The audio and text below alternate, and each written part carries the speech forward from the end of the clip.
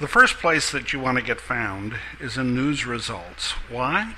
Because as we saw from the previous demonstration, news results are more likely than not to end up above the fold, and a lot more likely than video or image results or blog results to end up above the fold in a Google universal search.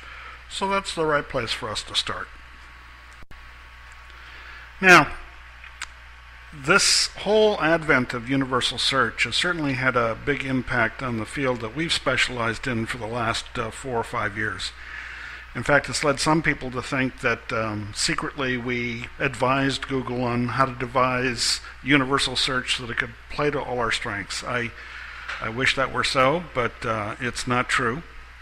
As a matter of fact, it's certainly made a lot of what we do a lot harder to do, and it changes some of the things that we thought we had down. So thank you very much for assuming the best, but no, even we, who've been working in this field for a while, have learned that we've got to go back to school.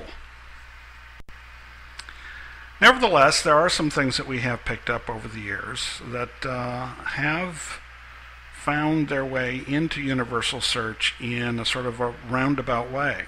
So let me share some of them with you. First of all, as we've been watching universal search over the last several months, we have yet to see a press release appear in a universal search result.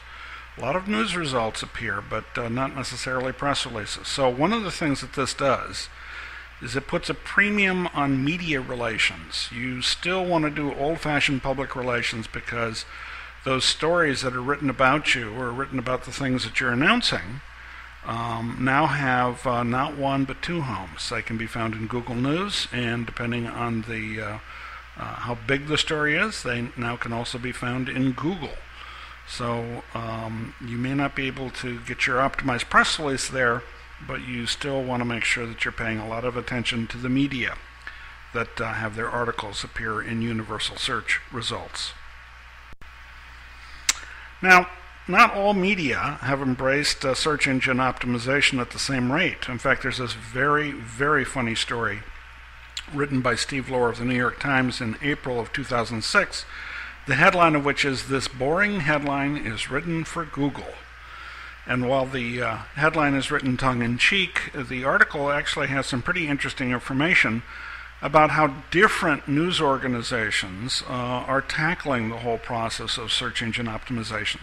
Some are farther along than others, and those include the Associated Press, BBC News, CBS Digital Media, the New York Times itself, and the Sacramento Bee. Now, what impact does that have on you? Well, if you're doing media relations, guess who you ought to be focused on?